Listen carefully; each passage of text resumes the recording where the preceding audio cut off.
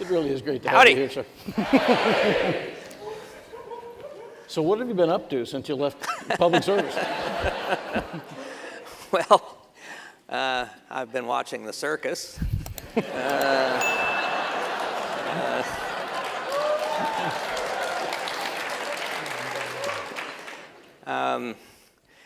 And maybe importantly for the students here, I just retired last year from the board of directors of Starbucks. And I have the most coveted gift of all, a lifetime Starbucks pass. And I've been writing another book. I'm in a consulting business with Condi Rice and former National Security Advisor Steve Hadley. And still doing a lot of speaking. And Chancellor William & Mary, as you mentioned. So, you know, keeping fairly busy for a retired guy. I was in Germany last week. I was in New Delhi 2.5 weeks before that, in Europe in September. So, you know, managing to keep out of my wife's hair. When I retired the first time out of CIA in 1993, her line to me was, "For better or for worse, but not for lunch." So keep busy. I don't want the former director of Central Intelligence helping me organize my kitchen. Well, we've got all these former presidents of the university here, so I know. Pretty intimidating, actually. It is pretty intimidating. Is there anything you remember from your time as president that really has stuck with you? There are a lot of things. I mean, what I would have to say, the 4.5 years that I was president here, I can say with some confidence was the most fun job I ever had.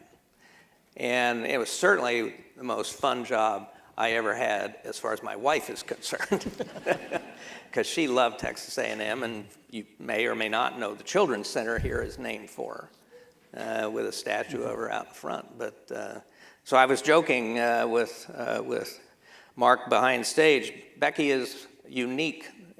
She is a unique woman in many ways, but especially unique in that she is the only woman in America who has a children's center at a major university named for her, and is also the sponsor of a nuclear attack submarine.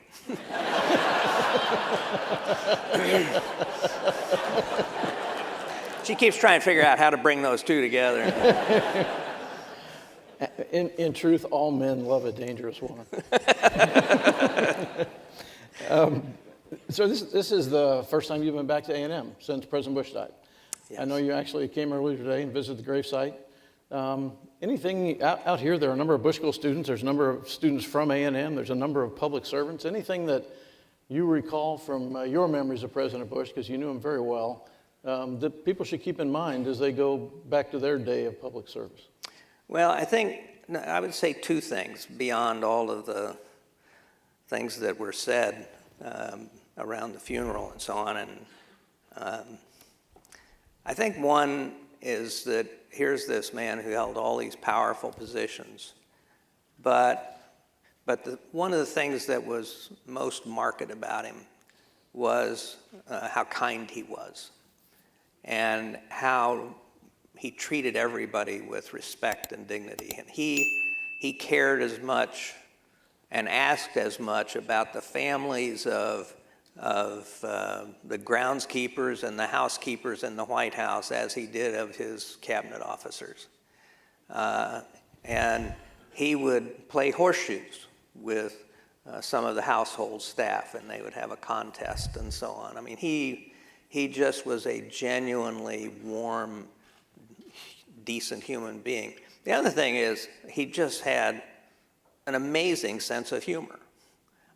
He was actually hilarious to work with.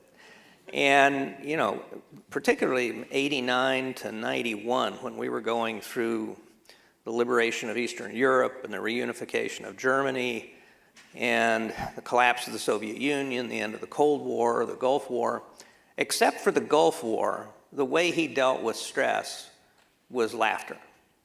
And there are just so many pictures of all of us laughing uproariously.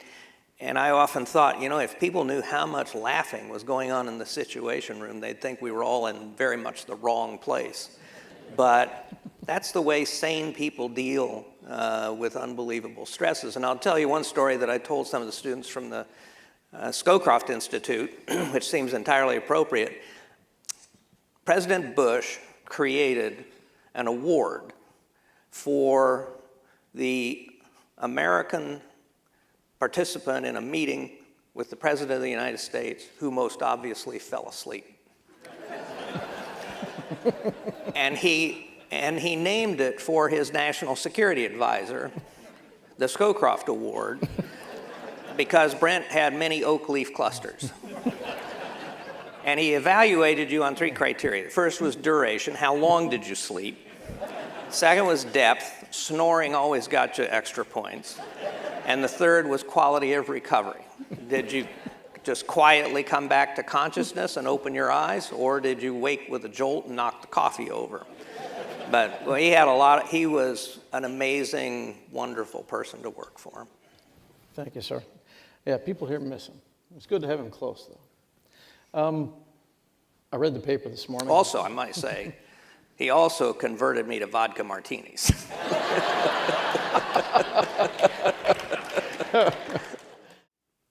One of the interesting things, if you do read the books in order, is that you, in my view, you see the growth and change of the author. You look at the organizations differently. It becomes a different solution set that you develop. The way you motivate and inspire the people in the organization seems to change. I thought it was fascinating, but all of them are wonderful. The titles, again, if you're writing them down: From the Shadows, Duty, and A Passion for Leadership. And Secretary didn't ask me to say that, but that's what they are. Sir, I'm going to give you the last couple minutes, if you'd like them, to say anything you want. But this is an audience that's incredibly appreciative of your service in so many different ways. Tell us anything you can about whether you'd do it again, why you would do it again. What are the things that made you and your family proud in this journey? Well, I think that the thing that, particularly here at A&M and at the Defense Department, because I did grow in these jobs, was giving the people on the front lines, whether in the trenches in Afghanistan or Iraq or students and faculty here at A&M, the sense that the person leading the organization really cared about them and genuinely wanted them to be safe and to be successful. And I told the soldiers, I said, I regard all of you as though you were my own sons and daughters, and I will do anything to protect you and to bring you home safe.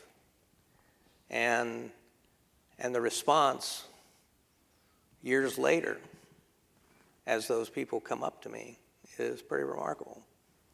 When you have a young man come up to you, as I did last night at a veterans event in Houston, and so one of the big things I did to protect the troops was deploy this mine-resistant ambush-protected vehicle, MRAP. And he came up, he kind of put his finger in my chest, and he said, "Your MRAP saved my life." Hard to beat that. Can't beat that. Hard to beat that. As a father, I want to thank you. 2 of my children were students here when you were the president. The night you announced to the student body that you were leaving, one of them called me at 1:30 in the morning, with me instantly thinking, oh no, what's he done now? And he said he was very upset because President Gates was leaving Texas A&M. Who gets that kind of reaction from students at a major university? Yeah. That blew me away. But I had the privilege of serving with you in the Pentagon. So I have photographs from the most remote parts of Iraq and Afghanistan standing with Aggie officers holding an A&M flag.